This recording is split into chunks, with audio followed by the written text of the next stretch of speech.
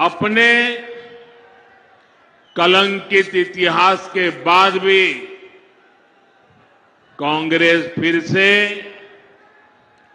देश की सत्ता हथियाने का सपना देख रही है।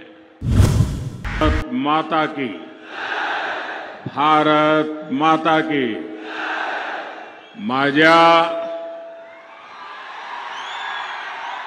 प्रिय सोलापूरकरांना अतिशय मनापासून नमस्कार करतो।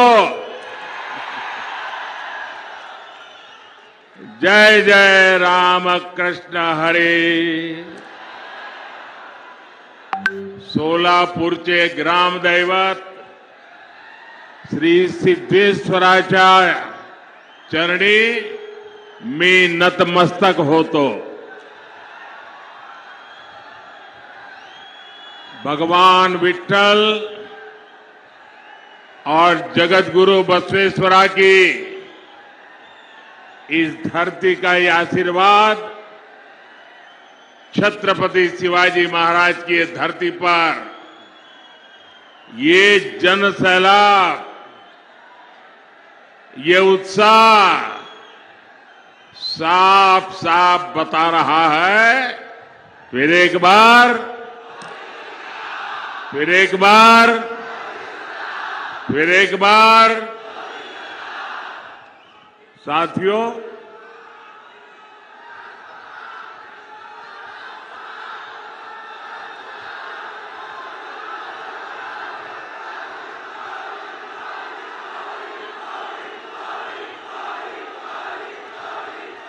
साथियों, ये सोलापुर का प्यार देखिए।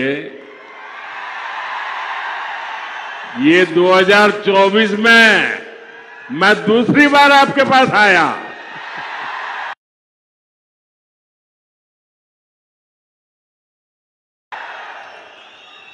लेकिन साथियों,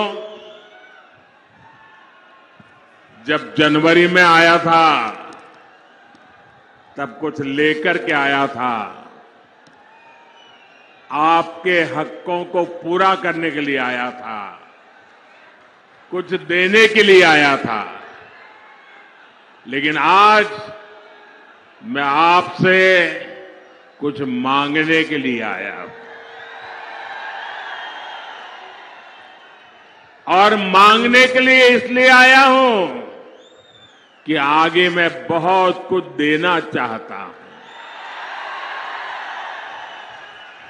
और मुझे धन दौलत नहीं चाहिए, मुझे यश कीर्ति नहीं चाहिए, मुझे आपके आशीर्वाद चाहिए। और मैं आपसे आशीर्वाद मांगने के लिए आया हूं। साथियों, इस चुनाव में आप अगले 5 वर्ष के लिए विकास की गारंटी को चुनेंगे। दूसरी ओर वो लोग हैं जिन्होंने 2014 से पहले देश को भ्रष्टाचार, आतंकवाद और कुशासन के गर्त में धकेल दिया था। अपने कलंकित इतिहास के बाद भी कांग्रेस फिर से देश की सत्ता हथियाने का सपना देख रही है। इन्हें अंदाजा ही नहीं कि पहले में ही इंडी अगाड़ी का डिब्बा गोल हो चुका है। भाइयों बहनों, एक और आपका ये सेवक मोदी सर झुका करके आपके पास आता रहता है। आपने 10 साल तक मोदी को परखा है, उसके एक एक कदम को देखा है, उसके एक एक शब्द को नापा है। आप मोदी को भली भांति जानते हैं। दूसरी ओर इंडी अगाड़ी में नेता के नाम पर महायुद्ध चल रहा है। अब मुझे बताइए भाई, इतना बड़ा देश जिसका नाम तय नहीं है, जिसका चेहरा पता नहीं है, क्या इतना बड़ा देश उनके हाथ में आप दे सकते हैं क्या? कोई गलती से भी दे सकता है क्या? भाइयों बहनों, ये लोग इन दिनों सत्ता हथियाने के लिए देश तो बंटवारे करते ही रहे हैं। अब एक नया फॉर्मूला लाए हैं। ये फॉर्मूला लाए हैं 5 साल में 5 पीएम, हर वर्ष 1 पीएम। वो जितना खजाना लूटना है लूटेगा, फिर दूसरे साल दूसरा पीएम, फिर वो लूट करेगा, तीसरे साल तीसरा पीएम, चौथे साल चौथा पीएम, 5वें साल 5वां पीएम। क्यों भाई? और यहां नकली शिवसेना वाले क्या कहते हैं मालूम है? ये नकली शिवसेना वाले तो कह रहे हैं कि उनके यहां तो पार्टी में पीएम पद के लिए ढेर सारे लोग हैं, और उनके एक बड़बोले नेता ने तो कह दिया हम 1 साल में 4 पीएम बनाए तो उसमें भी क्या जाता है। आप मुझे बताइए, 5 साल 5 पीएम जैसे फॉर्मूला से इतना बड़ा देश चल सकता है क्या? जरा मन से बताइए ना, मुझे पता चले। चल सकता है क्या? कभी भी उस दिशा में हम जा सकते हैं क्या? नहीं चल सकता ना। लेकिन उन्हें अब यही एक रास्ता बचा है सत्ता हथियाने का, क्योंकि उन्हें देश नहीं चलाना है, उन्हें आपके भविष्य की चिंता नहीं है, उन्हें तो मलाई खानी है, मलाई। भाइयों और बहनों, ये हमारा महाराष्ट्र सामाजिक न्याय की धरती है। इस धरती ने ज्योतिबा फुले, सावित्रीबाई फुले, बाबा साहब आंबेडकर के रूप में ऐसी महान संतानें दी हैं जिन्होंने समाज के सबसे कमजोर वर्गों को ताकत दी, प्रेरणा दी। आपने कांग्रेस के 60 साल का शासन भी देखा है, और आपने मोदी के 10 साल का सेवा काल भी देखा है। पिछले 10 वर्षों में सामाजिक न्याय के लिए जितना काम हुआ, उतना आजादी के बाद इसके पहले कभी नहीं हुआ था। भाइयों और बहनों, कांग्रेस ने अपने 60 वर्षों में जो उनको सत्ता भोगने का अवसर मिला था, एससी, एसटी, ओबीसी वर्ग के हर हक को रोकने का निरंतर प्रयास किया, और उसके पीछे उनकी फिलॉसफी थी, उनकी फिलॉसफी ये थी कि इनको ऐसे ही रहने दो ताकि वो हमारे आश्रित रहे और जब चाहे तब हम उनसे जो वोट चाहिए वो लेते रहे। जानबूझकर के ऐसा किया। लेकिन मोदी का तो आपका दिल का नाता है, दिल का। और इसलिए 10 वर्षों में हमने सच्चे सामाजिक न्याय पर अभूतपूर्व बल दिया है। और मैंने एक बार कहा था सोलापुर में, मेरे यहां अहमदाबाद में जो मिल मजदूर थे उसमें हमारे पद्मशाली समाज के लोग बहुत थे और कोई हफ्ता मेरे जीवन में ऐसा नहीं गया होगा कि मुझे किसी न किसी पद्मशाली परिवार ने भोजन न कराया हो। और एक प्रकार से मैं उनका नमक खा करके बड़ा हुआ हूं। और आज मैं जो गरीबों की सेवा कर रहा हूं ना, मैं उनका कर्ज चुका रहा हूं। हमने ओबीसी कमीशन को संवैधानिक दर्जा दिया। मेडिकल की परीक्षा में ओबीसी आरक्षण लागू किया।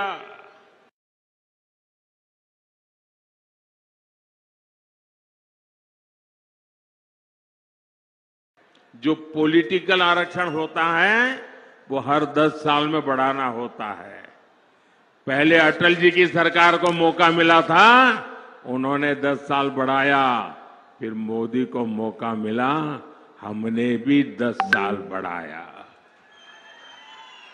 हमने किसी का भी हक छीने बिना न दलित का हक छीना, न आदिवासी का हक छीना, न ओबीसी का हक छीना, लेकिन सामाजिक न्याय के उत्तम व्यवहार को लेते हुए हमने जो सामान्य वर्ग के हैं, उन सामान्य वर्ग के गरीब लोगों को न्याय देने के लिए 10% आरक्षण उनको भी दिया। और देश में कोई आग नहीं लगी, पुतले नहीं जले। इतना ही नहीं, इस देश के सभी दलित नेताओं ने उसका भरपूर जोश स्वागत किया। हमारा सामाजिक न्याय का तरीका समाज में विभेद पैदा करने का नहीं है, समाज को जोड़ने का है। आज देखिए, मेडिकल की, इंजीनियरिंग की पढ़ाई में हमने एक बड़ा क्रांतिकारी निर्णय किया है।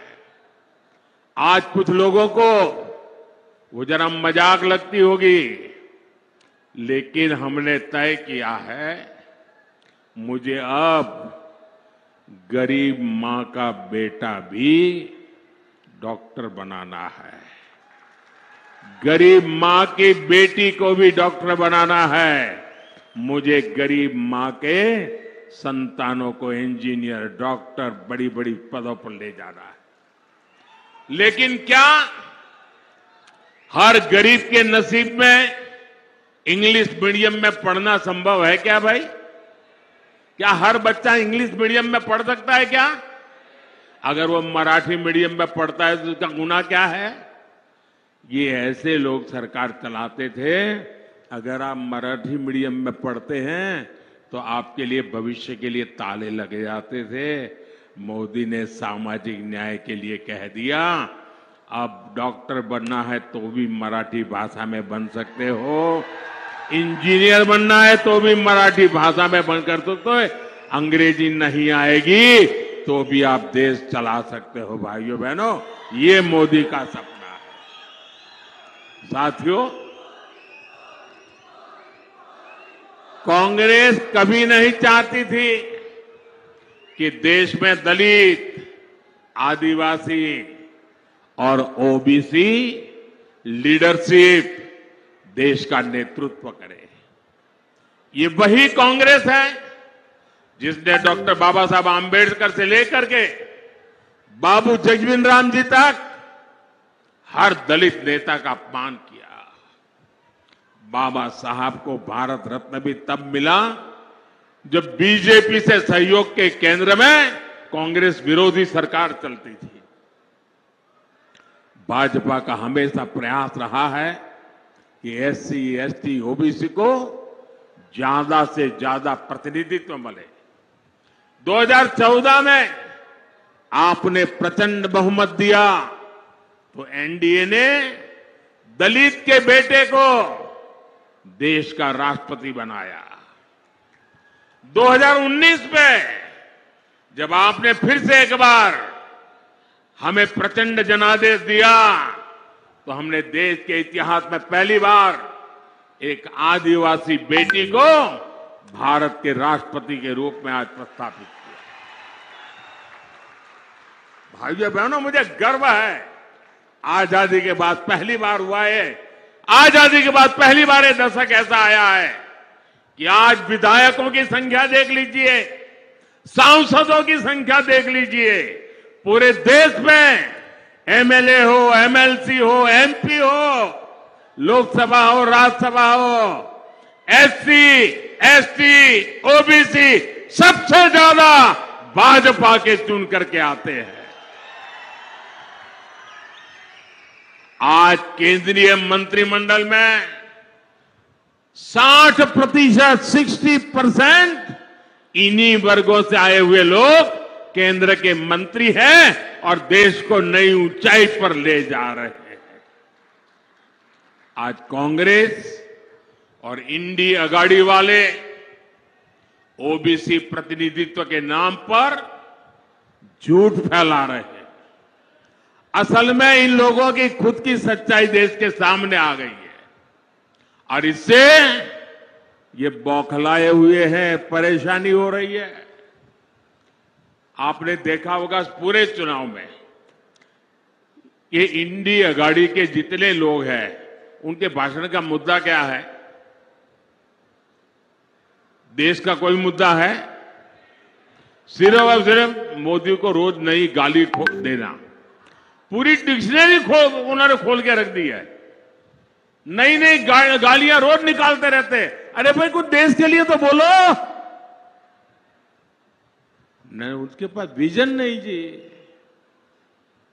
हमारे पास विजन भी है और ये जीवन भी है विजन के लिए, खपाने के लिए।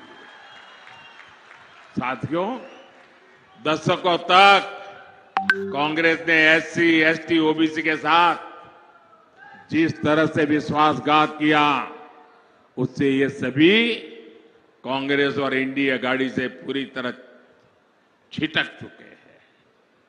इस वजह से कांग्रेस और इंडी अगाड़ी वाले बुरी तरह बौखला गए हैं। इसलिए लोग लगातार झूठ फैला रहे हैं। संविधान बदल देंगे, आरक्षण खत्म कर देंगे। मैं पहले ही कह चुका हूं कि अगर आज खुद बाबा साहब आंबेडकर चाहे तो बाबा साहब आंबेडकर भी आरक्षण खत्म नहीं कर सकते हैं। मोदी का तो सवाल ही नहीं उठता है। और अगर हमारी सरकार की नीयत उसमें कहीं पर भी खोट होती, मेरा 5 साल का रिकॉर्ड देख लीजिए। 5 साल में भी 2019 से 2024 आज भी मोदी के पास जितने वोट चाहिए है, लेकिन ये रास्ता हमें मंजूर नहीं है।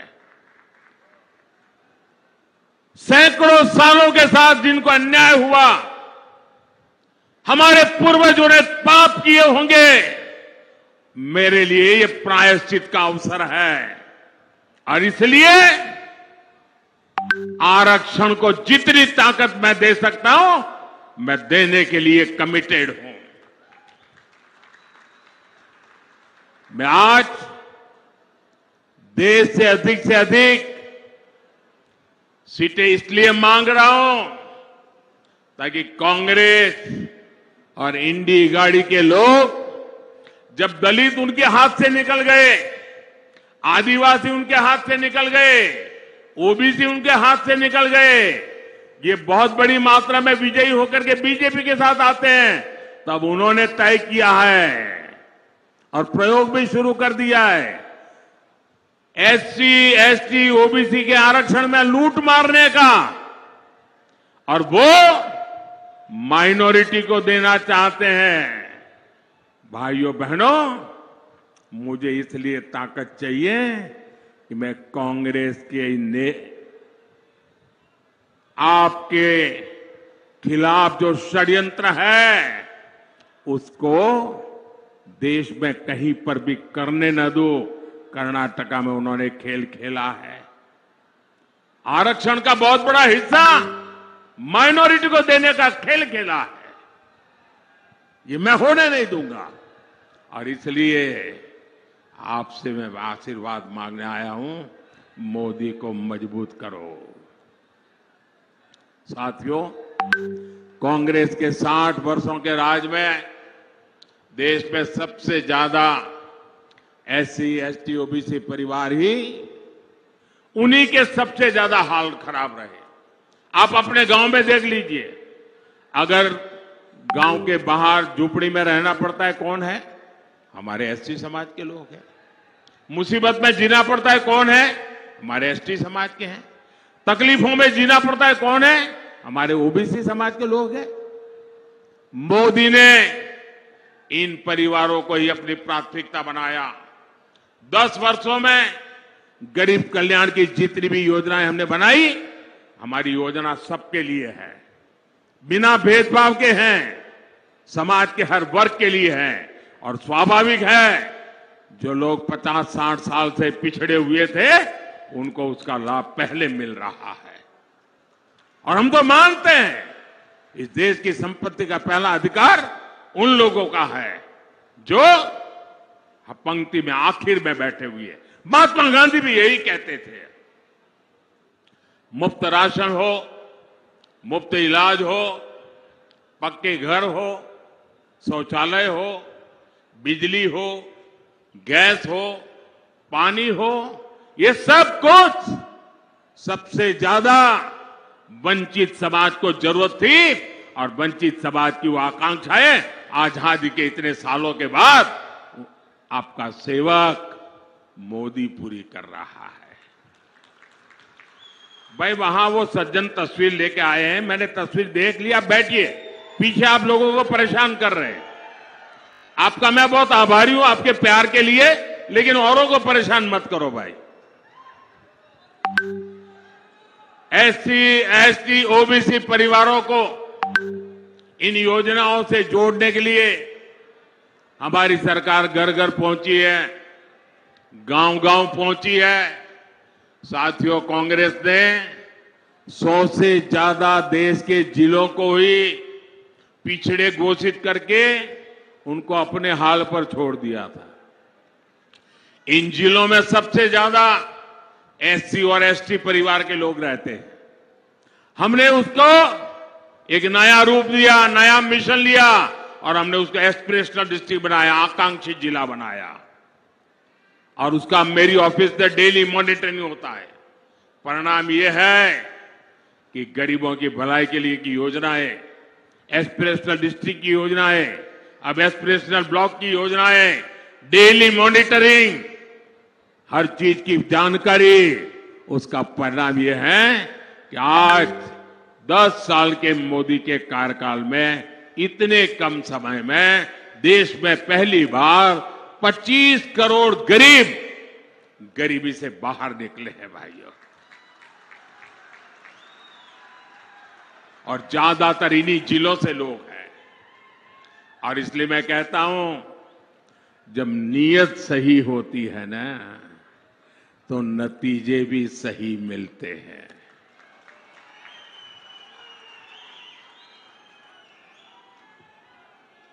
साथियों,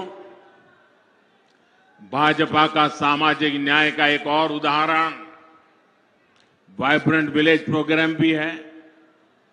अगर मोदी की नजर कांग्रेस की तरह सिर्फ वोट बैंक पर होती, तो सीमा के जो गांव है, जिनको ये लोग आखिरी गांव कहते थे, मैं उनको सबसे पहले कहता हूं गांव।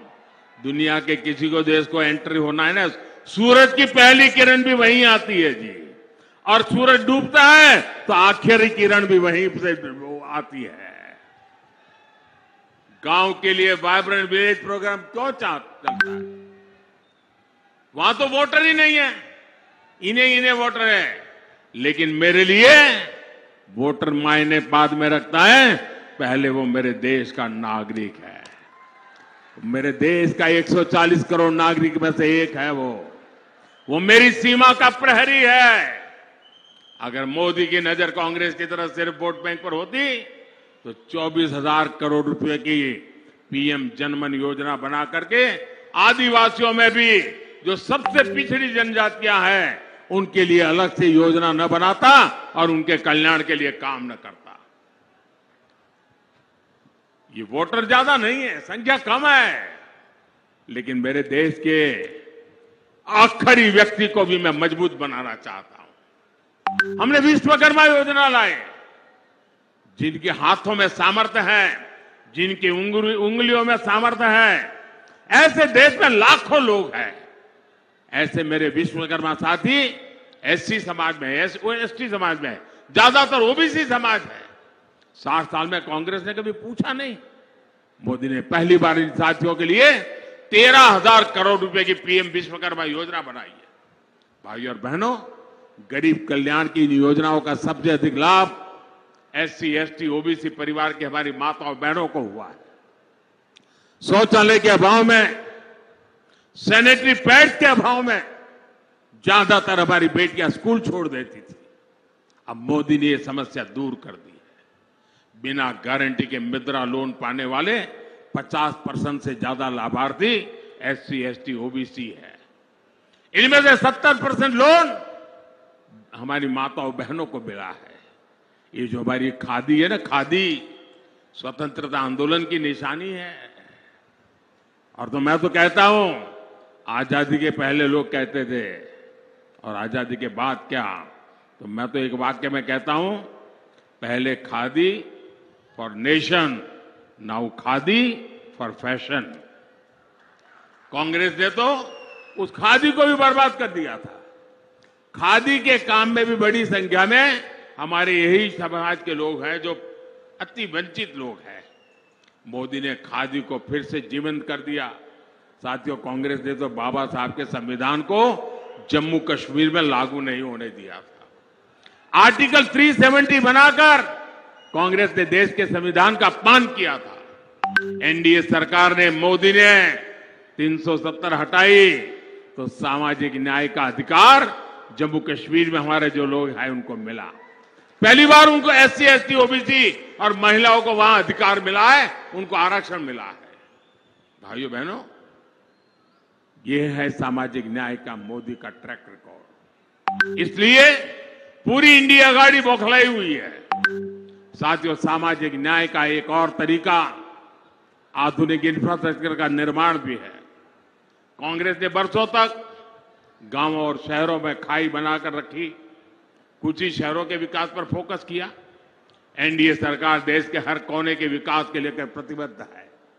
एक क्षेत्र पंढरपुर यात्रा से जुड़े श्रद्धालुओं का तीर्थ है। यहां तो तुलजा भवानी ने छत्रपति शिवाजी महाराज को अपना आशीर्वाद दिया था। 10 साल में हमने पंढरपुर की रेलवे कनेक्टिविटी के लिए सैकड़ों करोड़ रुपए खर्च किए। पुणे फलटण रेल मार्ग जो 23 साल से अटका पड़ा था, हमने उसको पूरा कराया। हमने सोलापुर हैदराबाद, सोलापुर सांगली, सोलापुर बीजापुर ऐसे कई महामार्ग के काम शुरू किया। सोलापुर को तो महाराष्ट्र की पहली वंदे भारत ट्रेन भी मिली है। शक्तिपीठ महामार्ग से समुद्री महामार्ग जैसे हाईटेक सड़कों के काम भी हो रहे हैं। इन विकास कार्यों के कारण इस क्षेत्र में श्रद्धालुओं की संख्या में 4 गुना की बढ़ोतरी हुई है। अब हमारे वारकरी भाई बहनों के अलावा दूसरे राज्यों से भी बड़ी संख्या में श्रद्धालु आ रहे हैं। यहां युवाओं के लिए आस्था और पर्यटन से जुड़े नए अवसर बन रहे हैं। साथियों, आज महाराष्ट्र में एकनाथ शिंदे जी, देवेंद्र फडणवीस जी और अजित पवार जी की सरकार आपके लिए दिन रात मेहनत कर रही है। मेरा अनुरोध है 7 मई को आप मेरे नौजवान साथी राम सतपुते जी को भारी संख्या में वोट दे। राम सतपुते जी सोलापुर के विकास के लिए एक मजबूत कड़ी बनकर के काम करेंगे। और जब आप कमल पे निशान पर बटन दबाओगे ना, तो आपका वोट सीधा सीधा मोदी को मिलेगा।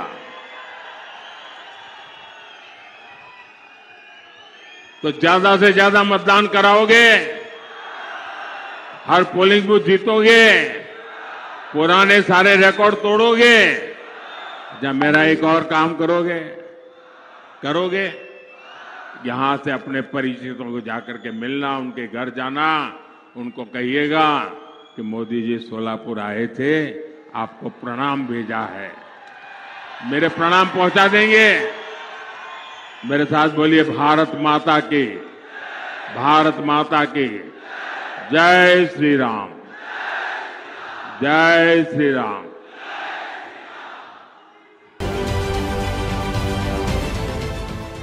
देश विदेशातील प्रत्येक घडामोडींचे लाईव्ह अपडेट मिळवण्यासाठी आता साम टीव्हीच्या सर्व सोशल मीडिया प्लॅटफॉर्मला लाईक, फॉलो आणि सबस्क्राईब करा।